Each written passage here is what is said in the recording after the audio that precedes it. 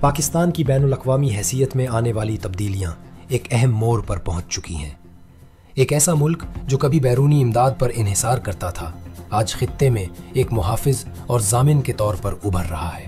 یہ تبدیلی محض اتفاق نہیں بلکہ ایک منظم حکمت عملی کا نتیجہ ہے جو جنرل عاصم منیر کی قیادت میں عمل میں لائی گئی۔ سعودی عرب کے ساتھ حال ہی میں ہونے والا تاریخی دفاعی معاہدہ پاکستان کی خارجہ پالیسی میں ایک اہم سنگ میل ہے۔ یہ معاہدہ صرف دو ملکوں کے درمیان معمولی تعاون کی حد تک محدود نہیں ہے، بلکہ اس نے پاکستان کو پورے خلیجی خطے کا اہم سیکیورٹی ستون بنا دیا ہے۔ یہ تبدیلی اس لحاظ سے بھی اہم ہے کہ سعودی عرب، جو کبھی پاکستان کے لیے محض امداد فراہم کرنے والا ملک تھا، اب اسے ایک قابل اعتماد دفاعی شراکت دار کے طور پر دیکھتا ہے۔ امریکہ کے ساتھ پاکستان کے تعلقات میں بھی نمایاں تبدیلی آئی ہے۔ وائٹ ہاؤس میں ہونے والی اعلیٰ سطحی ملاقاتوں نے نئے مواقع پیدا کیے ہیں۔ خاص طور پر برین گین کا تصور سامنے آیا ہے جو سیکیورٹی اور معاشی شعبوں میں نئے راستے کھول رہا ہے۔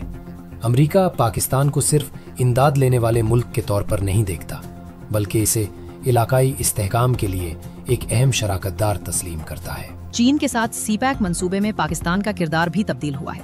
اب پاکستان کو اس عظیم منصوبے کا محافظ سمجھا جاتا ہے۔ سی پیک، جو چین کے بیلٹ اینڈ روڈ انیشیٹو کا حصہ ہے، پاکستان کی معیشت کے لیے گیم چینجر ثابت ہو رہا ہے۔ چین کا پاکستان پر اعتماد اس حد تک بڑھ گیا ہے کہ وہ اس منصوبے کی سیکیورٹی کے لیے پاکستان پر مکمل بھروسہ کرتا ہے۔ ایران کے ساتھ سرحدی سیکیورٹی کے معاملے پر پاکستان نے واضح اور سخت موقف اختیار کیا ہے۔ تہران میں منعقد ہونے والی اعلیٰ سطحی ملاقاتوں میں پاکستان نے صاف پیغام دیا ہے کہ سرحد پر کسی بھی قسم کی غیر قانونی سرگرمی یا دہشت گردی کو برداشت نہیں کیا جائے گا۔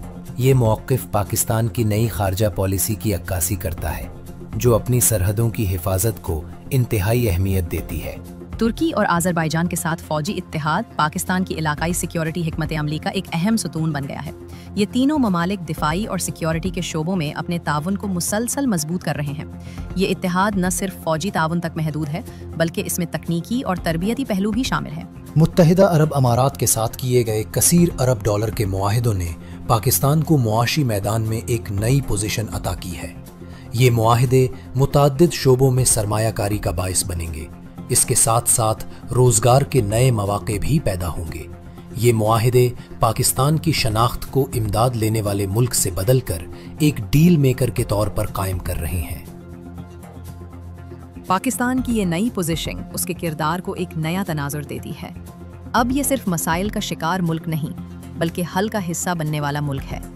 جنرل عاصم منیر کی قیادت میں اپنائی گئی جامع حکمت عملی نے پاکستان کو سیکیورٹی اور معاشی دونوں شعبوں میں مضبوط بنایا ہے۔ یہ نیا پاکستان اپنے مستقبل کے لیے پرعزم ہے اور عالمی برادری میں اپنا مؤثر کردار ادا کرنے کے لیے تیار ہے۔ یہ تبدیلی ایک طویل عرصے سے جاری کوششوں کا نتیجہ ہے جس میں ملک کی قیادت نے بصیرت اور حکمت عملی کے ساتھ کام کیا ہے۔